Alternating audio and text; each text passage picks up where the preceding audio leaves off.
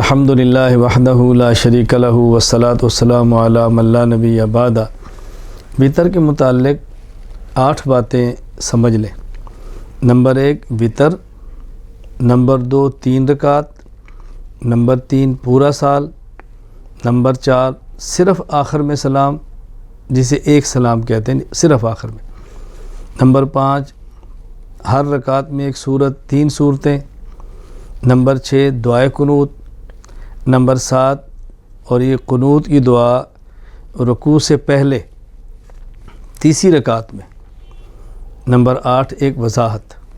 Number 1 حضرت بریدہ رضی اللہ تعالیٰ عنہ فرماتے ہیں کہ میں نے رسول اکرم صلی اللہ علیہ وسلم سے سنا، آپ نے 3 بار فرمایا الوتر حق فمن لم یوتر فلیس منا، یہ 3 بار فرمایا الوتر حق فمن لم یوتر فلیس منا، الوتر حق فمن لم یوتر فلیس منا، یہ سنن ابی داؤد میں ہے کہ وطر حق ہے، ثابت ہے، جو اس کو ادا نہ کرے اس کا ہم سے کوئی تعلق نہیں ہے۔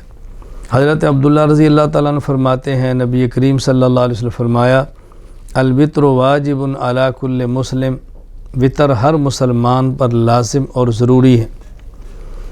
حضرت ابو سعید خدری رضی اللہ تعالیٰ عنہ فرماتے ہیں رسول اکرم صلی اللہ علیہ وسلم فرمایا من نام عن وطری او نسیہ فلیصلیہ اذا اصبح او ذکر، اگر کوئی شخص سو گیا اور وطر رہ گئے یا کوئی شخص بھول گیا اور وطر رہ گئے تو جب نیند سے بیدار ہوا، نماز کے وقت گزر گیا وطر تب بھی پڑھے، یاد ہے وقت گزر گیا وطر تب بھی پڑھے۔ اس کا معنی یہ نہیں کہ جان بوجھ کے چھوڑے تو پھر نہ پڑھے، جب بھول کر رہ جائیں تو پڑھنے ہیں، سو گیا رہ گئے تو پڑھنے ہیں، تو جان بوجھ کے چھوڑے گا پھر تو ضروری پڑھنے ہیں۔ نمبر 2 وطر 3 رکعت ہے۔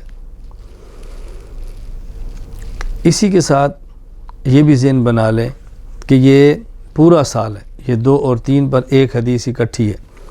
حضرت عائشہ رضی اللہ تعالیٰ عنہ سے پوچھا گیا کیف کان صلاۃ رسول اللہ صلی اللہ علیہ وسلم فی رمضان، کہ رسول اکرم صلی اللہ علیہ وسلم رمضان میں یعنی رمضان کی رات کو کیسے نماز پڑھتے؟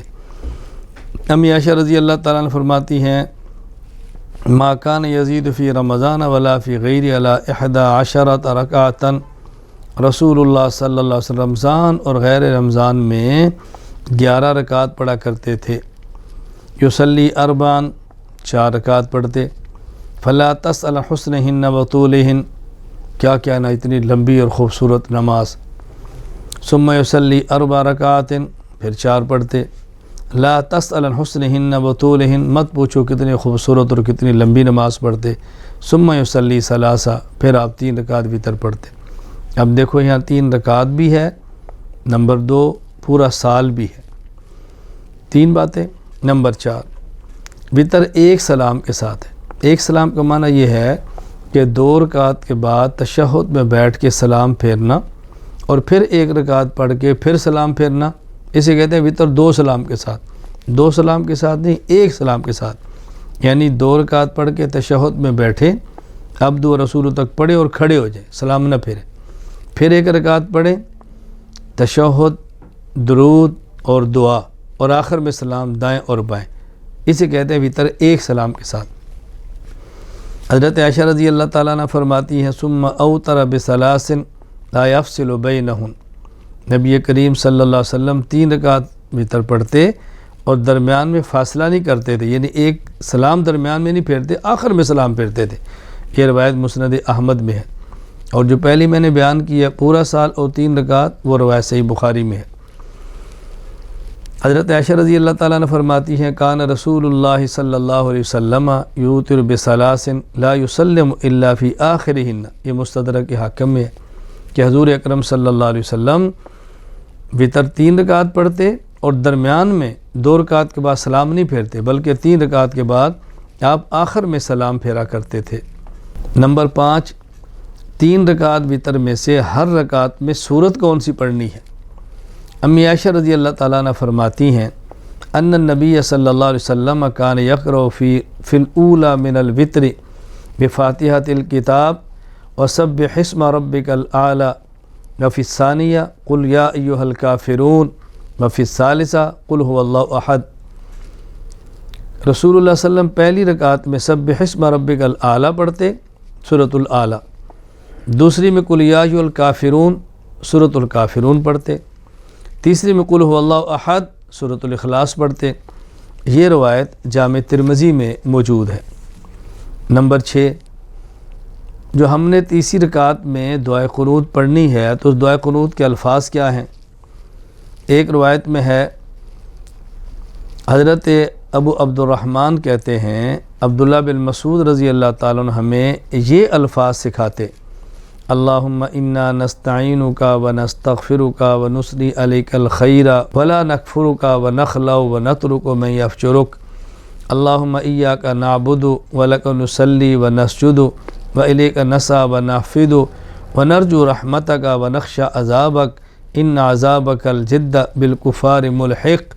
یہ مصنف ابن ابی شیبہ میں ہے، اور حضرت حسن ان سے مروی ہے کہ وہ قنوت وتر کے اندر یہ پڑھا کرتے، اللہم انا نستعینک ونستغفرک ونثنی علیک الخیر ولا نکفرک ونؤمن بک ونخلع ونترک من یفجرک، اللہم ایاک نعبد ولک نصلی ونسجد والیک نسعی ونحفد نرجو رحمتک ونخشى عذابک الجد ان عذابک الجد بالکفار ملحق۔ یہ مصنف عبدالرزاق میں ہے۔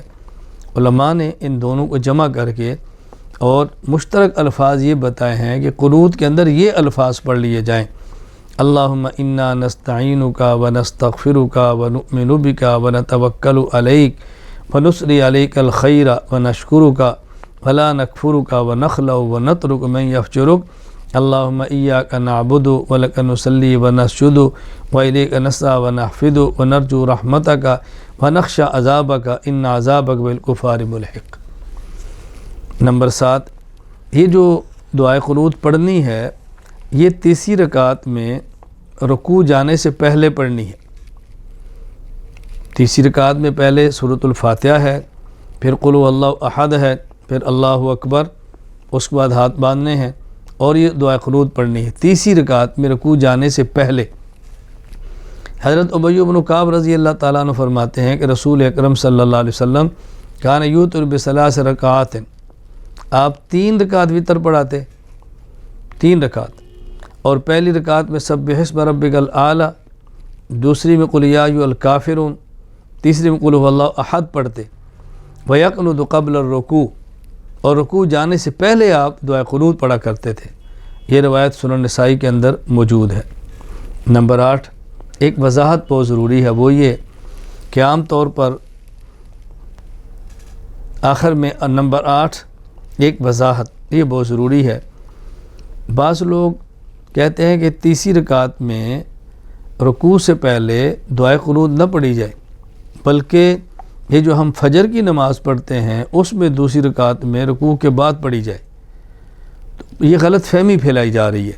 یہ بات اچھی طرح ذہن نشین فرما لیں۔ نمبر 8 ایک وضاحت ذہن نشین فرما لیں، جس طرح وتر پڑھنے ہیں، 3 رکعت پڑھنے ہیں، پورا سال پڑھنے ہیں، صرف آخر میں سلام پھیرنا ہے، تیسری رکعت میں دعائے قنوت پڑھنی ہے، تو یہ دعائے قنوت پورا سال پڑھنی ہے اور وتر کے اندر پڑھنی ہے، رکوع جانے سے پڑھنی ہے، پہلے پڑھنی ہے۔